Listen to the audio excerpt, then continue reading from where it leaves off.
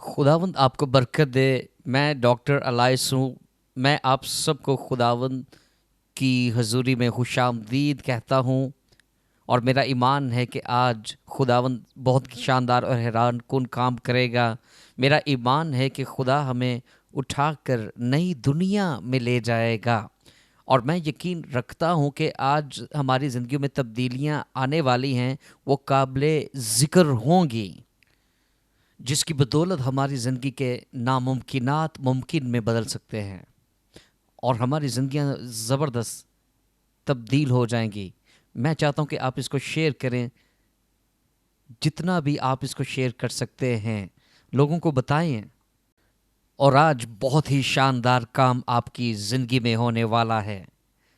आज आप बड़ी ज़बरदस्त बरकत पाने को हैं।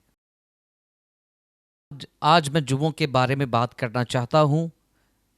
आज मैं जुबों के ताल्लुक से बात करूँगा और मेरा ईमान है कि आप इसे बहुत गहराई से समझ पाएंगे, बल्कि आप इसके ज़रिया से तब्दील हो जाएंगे।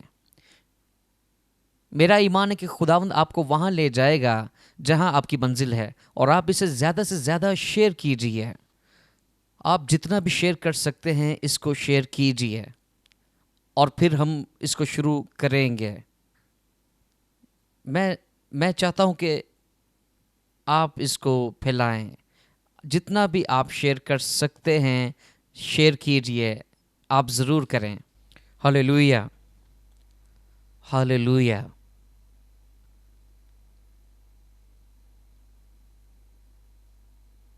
हालेलुया। यीशु ही खुदा है, वो हमेशा ही खुदावंद रहेगा, वो ही खुदा है। अब मैं चाहता हूँ कि हम जल्दी से बाइबल मुकद्दस को खोलें।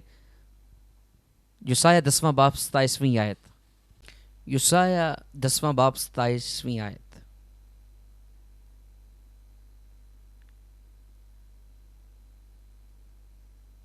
औज़ाया 10वां बाब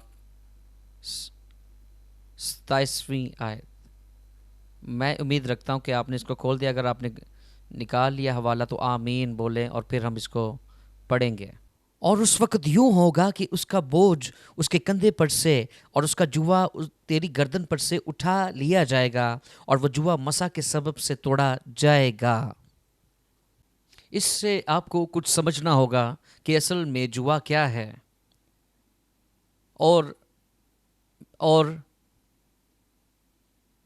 मैं यकीन रखता हूं कि कुछ बड़ी तब्दीली रूनुमा होगी और आपको एक गहरी समझ अता होगी, और जो आपको रूहानी और इज्तमाही तौर पर बिल्कुल तब्दील कर देगी। जुआ के ताल्लुक से यही वजह है कि ईमानदार भी हैं आप, और आप किसी न किसी मुश्किल से जुड़े हुए हैं और हमारे हालात और चीज़ें हमें मनफी नज़र आती हैं। अब भी महसूस होता है कि बहुत कुछ ख़त्म हो रहा है हमारी ज़िंदगी में। और ऐसा क्यों हो रहा है?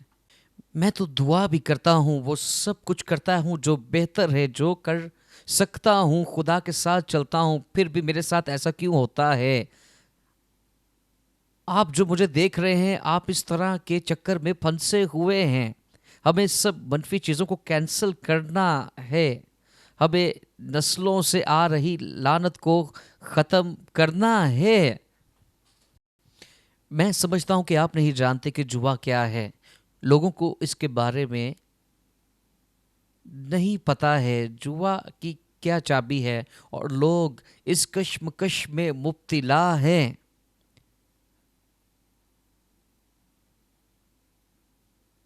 मैं उम्मीद करता हूँ कि आप इसको समझ रहे हैं। क्या आप मुझे फॉलो कर रहे हैं? क्या आप इसको फॉलो कर रहे हैं? मेरा ईमान है कि मैं आपको समझाना चाहता हूँ। ये आपको यकीनन एक बहुत बाइस बरकत आपके लिए बात होगी। मैं चाहता हूँ कि आप मेरे साथ बाइबल मुकद्दस में से खोल लें पहला सलातीन उसका 19वां बाब 19वीं आयत। 19वां बाब 19वीं आयत। जब इससे पहले कि हम इसको पढ़ें, दो चीज़ों के बारे में मैं तफसील से बताना चाहता हूं कि अगर कोई किसी जुए के नीचे है,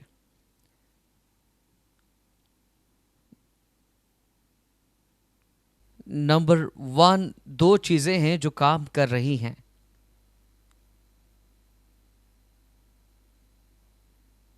एक बोझ जो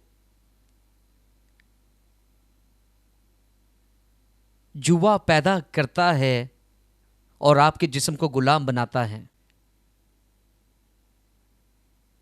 लिहाजा जुआ एक ऐसी जिस्मानी तस्दीक है जो कि रूहानी है असल में, क्योंकि जुआ बैलों पर डाला जाता है खेत को जोतने के लिए। खेत जोतने का हरगिज ये मतलब नहीं कि वो किस मौसम में जोता जाएगा, बल्कि फसल काटने के बाद यही अमल दोबारा दोहराया जाएगा।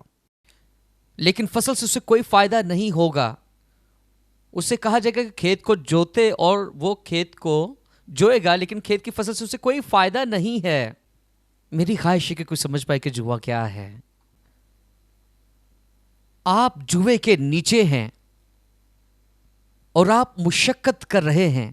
उससे आप जिंदा तो हैं पर आप तरक्की नहीं कर रहे। इसे जुआ कहते हैं, क्योंकि दूसरा आपसे मुशक्कत तो करवा रहा है और फायदा उठा रहा है, और आप जिंदा रह रहे हैं लेकिन आपको फायदा नहीं हो रहा। इसे जुआ कहते हैं।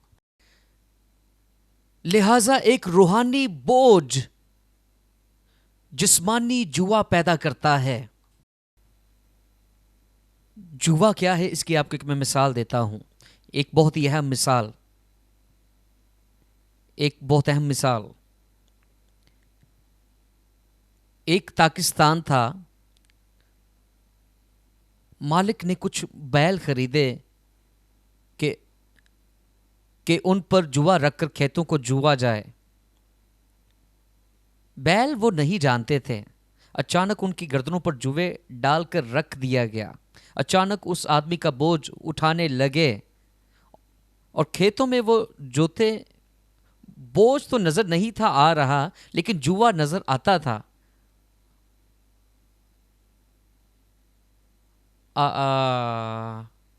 आप नहीं समझ पा रहे कि मैं क्या बात कर रहा हूं। मुझे लग रहा है कि मैं खुद से बात कर रहा हूं। सो बोझ हमेशा नजर नहीं आता, पर जुआ नजर आता है। इसलिए यीशु ने कहा कि अपना बोझ मुझे दे दो, अपना बोझ मुझे दे दो, ना कि जुआ। उसने कहा कि अपना जुआ मुझे दे दो और मुझसे सीखो और मेरा जुआ अपने ऊपर ले लो, क्योंकि ये मुलायम और हल्का है। सो यीशु आपको मुख्तलिफ बोझ देता है, इस बोझ से जो आपके ऊपर है। सो आपने अपना बोझ उसको दिया, इसकी वजह से आपके ऊपर से जुआ भी हटा दिया गया। और यीशु आपको खुदा के बच्चे होने का जुआ देता है, और यह मजदूरी बहुत आसान है। खुदा पर ईमान रखना और यकीन रखना, क्योंकि उसने पहले से ही वो सब कुछ कर दिया है जो आपको करना था। वो जुआ जो आपको दिया गया है वो खुदा की तरफ से आया है। जुआ एक निशान है कि अब मैं खुदा से जुड़ा हूं। जुए का मतलब ये नहीं कि अब मैं खुदावंद यीशु का गुलाम बन गया हूं। ये सच नहीं है। मैं ईमान रख रहा हूं कि आप ये समझ रहे हैं कि जो मैं कह रहा हूं। लोग जुए से लड़ते हैं, बोझ से नहीं लड़ते। बोझ जुए की पैदावार है। ये वो है कि आप नौकरी के जरिए से एक जुआ छोड़ते हैं और दूसरा अपना लेते हैं, पर जुआ वही रहता है। बोझ खत्म नहीं होता, नहीं हो पाता।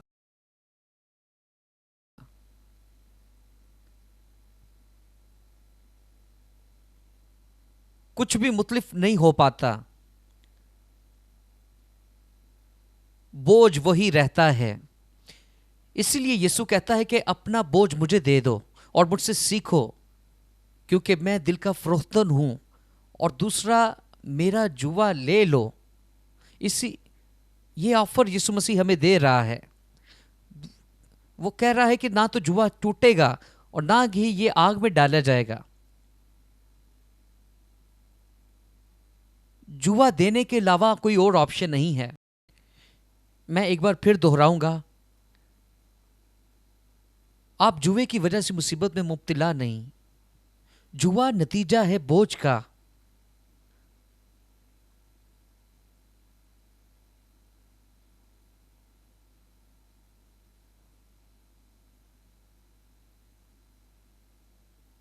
आपको एक बात याद रखनी कि जुए की तशहीर का मतलब है कि मैं किसी के लिए काम करता हूं। इसका मतलब है कि आप उसके खेत में एक मजदूर की हैसियत से काम कर रहे होते हैं।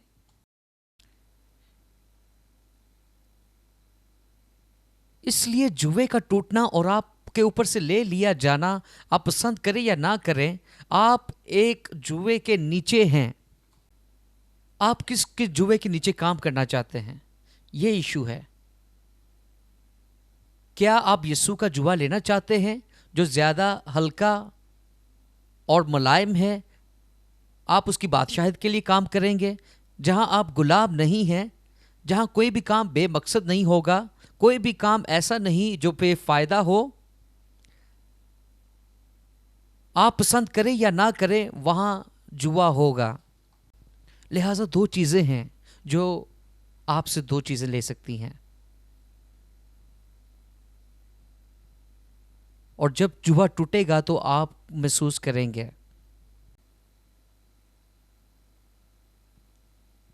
यहां दो चीजें हैं जो जुए को आपसे ले सकती हैं। नंबर वन,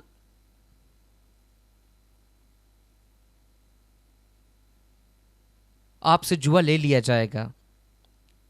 नंबर टू, जुआ लेने के बाद तोड़ दिया जाएगा, जिसका मतलब है कि अब आप उस चक्कर का हिस्सा नहीं हैं, क्योंकि जानवर एक चक्कर की मानिंद बार बार काम करते हैं। सो वो चक्कर तोड़ दिया जाएगा, लेकिन इसके साथ साथ जो रूहानी तकलीफ भी है वो भी जाती रहेगी। लिहाजा आपका चक्कर तोड़ दिया जाएगा और अब आप अपनी मुशक्कत का फ़ायदा उठा सकते हैं। अब आप पर बोझ नहीं है, और ये जो आपके ऊपर बोझ है कि आप किसी के लिए काम करते हैं, वो काम अपनी ज़ात और खुदावंद की तमजीद के लिए करते हैं। मैं आपसे एक सादा सा सवाल करना चाहता हूँ। ये सच है कि कुछ छुटकारे में आपको तौबा की ज़रूरत है, और उस तौबा में आपको माफ़ी मांगने की भी ज़रूरत है। जिन गुनाहों का आप हिस्सा नहीं भी हैं, लेकिन वो आपको नुकसान पहुंचा रहे हैं, और अगर आपसे हुआ भी है तो मैं आपको बताना चाहता हूं कि आपका खुदा इतना गया गुजरा भी नहीं है कि वो आपको माफ़ ना करे। हमारा खुदा कोई शैतानी खुदा नहीं है, वो हमें मुआफ़ करता है, लेकिन हम उसको समझ नहीं पाते। बाज़ दफ़ा उसकी मोहब्बत को हम अंडरस्टैंड नहीं कर पाते, क्योंकि हम रूहानी तौर पर नहीं जानते सब कुछ। अगर आप मेरे ख़ानदानी पसर मंदिर को जान ले तो आपको पता चल जाएगा कि मैं यहाँ क्यों हूँ।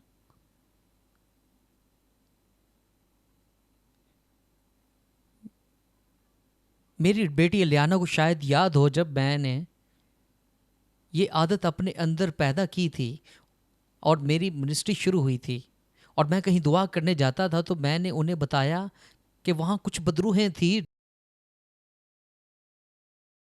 जो मेरे अब्बाओ अजदाद का पीछा करती थीं, हाजिर होती थी और मुझे कहने लगी, क्या तू हमसे क्यों दूर जाना चाहता है?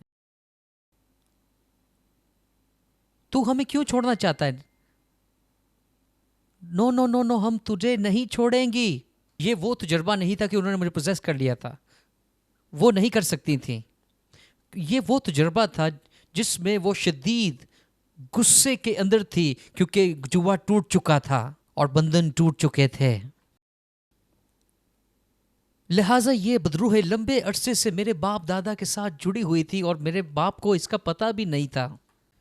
हो सकता है कि मेरे दादा को भी ना पता हो। 7 दिनों से मुसलसल वो मेरे साथ लड़ती रहीं, हता कि आखिरी दिन खुदावंद का फरिश्ता जाहिर हुआ और उन्होंने अपनी हार तस्लीम की। ओके, फाइन, हम अपना हाथ इस पर से उठा रही हैं क्योंकि हम हार गई हैं। ये उन दिनों की बात है जब कोई मुझे पब्लिकली नहीं था जानता, ना फेसबुक पर और ना ही कहीं और मीडिया पर मेरा कोई फेस था। मुझे कोई भी नहीं था जानता और उस दिन मैं आज़ाद हुआ ताकि मैं खुदा का काम आज़ादी के साथ कर सकूं। ये वो दिन था जब मैंने जाना कि मेरा जुआ टूट गया है, वो चक्कर टूट गया है। ये किसी ने मुझे नहीं बताया, मैंने अपनी रूह में देखा। मेरी रूह में मुझे पता चल गया कि मेरा जुआ टूट चुका है। वो मेरे लिए बेफ़ायदा मुशक्क़त का आखिरी दिन था। वो मेरे लिए लिमिटेशन का आखिरी दिन था। ये वो आखिरी दिन था कि अब मेरे ऊपर कोई पाबंदी नहीं थी। अब खुदा की ग्रेस मेरे ऊपर थी और खुदा ने मेरी ज़िंदगी में नामुमकिनात को मुमकिन कर दिया। उस दिन मुझे पता चला कि जो बोझ मेरे ख़ानदान के ऊपर था वो बेवजह था। अब कोई वजह नहीं थी, अब कोई पछतावा नहीं था, क्योंकि खुदा ने हमें वहाँ से निकाला। हम दुआ करने वाले लोग भी थे। मेरी फैमिली में तमाम लोग म्यूजिशियन थे, अच्छा म्यूज़िक बजाने वाले, लेकिन उनके मशक्क़त का उनको उस तरह फल नहीं नज़र आ रहा था। उनकी मेहनत का फल उनको नहीं मिल रहा था। मेरे दादा एक मशहूर और बड़े कांगोलिस्ट म्यूजिशियन थे। मेरे नाम के साथ उनका नाम जुड़ा हुआ है। मेरा नाम लोवी है, उन्होंने ये नाम मुझे दिया और उन्होंने मेरे वालिद को ये नाम दिया था और ये तीसरा लोवी नाम है।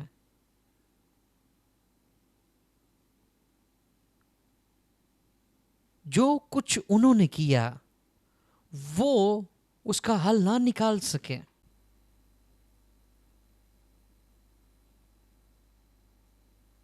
जो मैं आपको बता रहा हूं इससे मैं कुछ आपको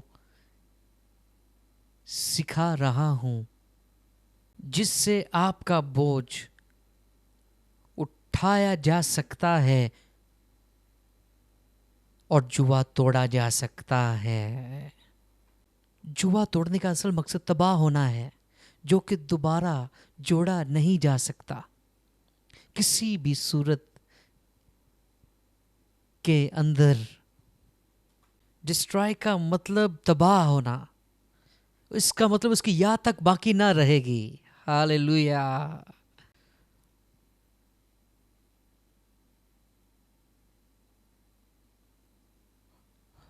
उस जुए की कोई याद बाकी नहीं रहेगी।